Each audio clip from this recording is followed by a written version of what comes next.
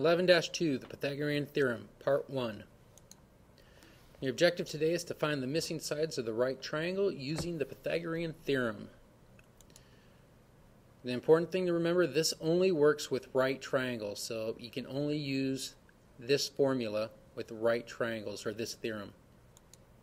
So remember, a right triangle is one that has a 90-degree angle in it. Usually you can see it by having a little square in one of the vertexes or corners. And the parts of a right triangle are, it has two legs, kind of like you. Hopefully you have two legs. And what you don't have is a hypotenuse. And the hypotenuse is the side that is opposite of the right angle. The legs will be touching or connected to the right angle. So the Pythagorean theorem states that leg squared plus leg squared equals hypotenuse squared. We also will call them the legs A and B, and the hypotenuse, and they can be interchangeable, and the hypotenuse is C. So what I've been telling you is that A squared plus B squared equals C squared. Okay, so let's start with number 1. Find the missing side of the right triangle. In the 1 centimeter grid below, round to the nearest tenth.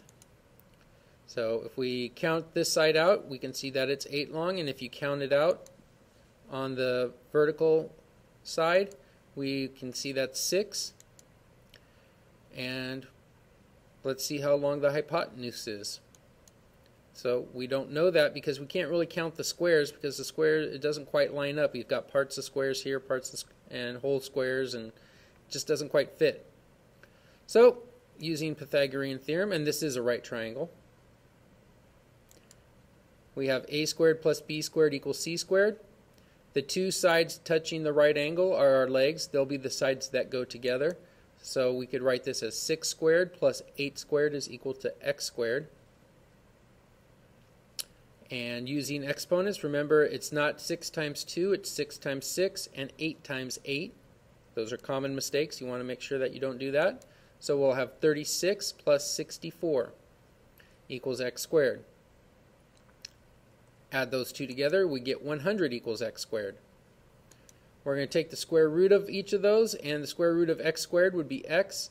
And remember, you end up with two possible answers when you take the square root of a number: a negative square root of 100 or the square root of 100.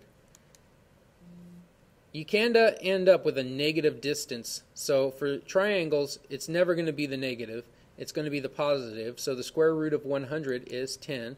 So the answer is 10. And if you measured this out, you'd see that you do get 10. Number 2, we've got a side of 4 and a side of 5. We want to know what the hypotenuse is.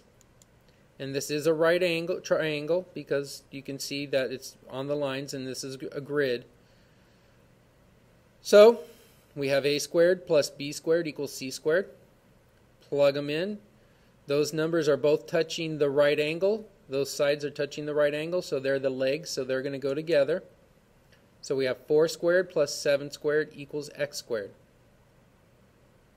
4 squared is 16, 7 squared is 49. So we have 16 plus 49 equals x squared.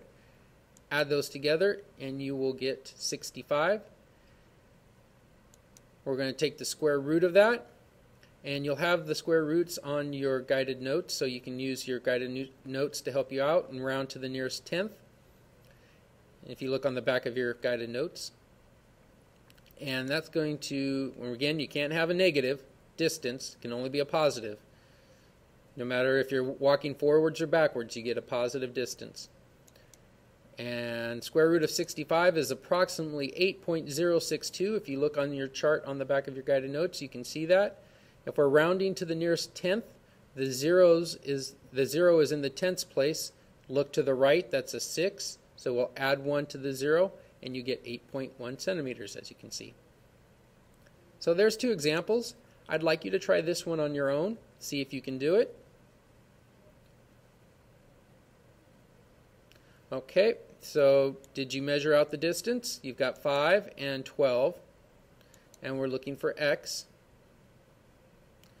This is a right triangle, so we'll use a squared plus b squared equals c squared.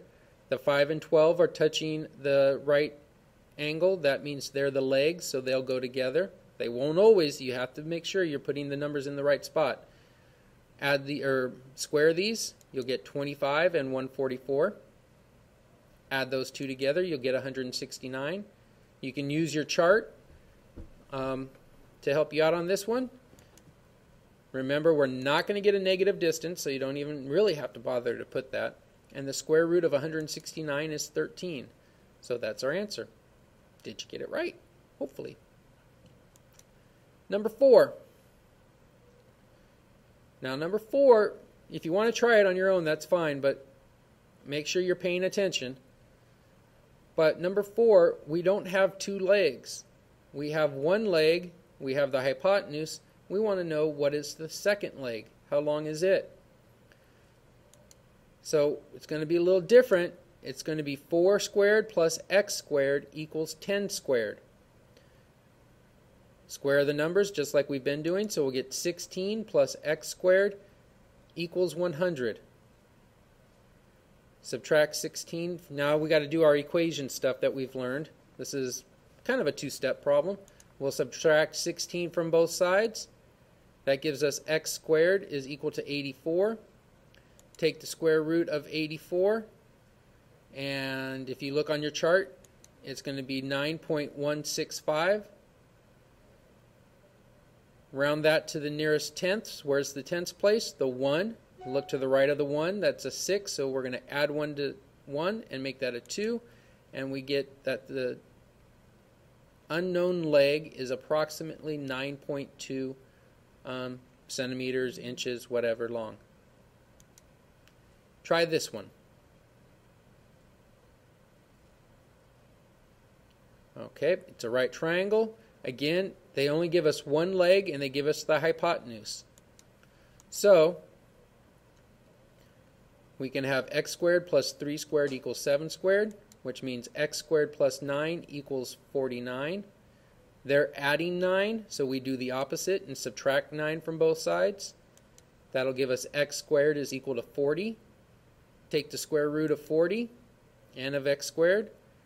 Look on your chart on the back, find 40, and then find out what the square root of that is. And you're going to get 6.325.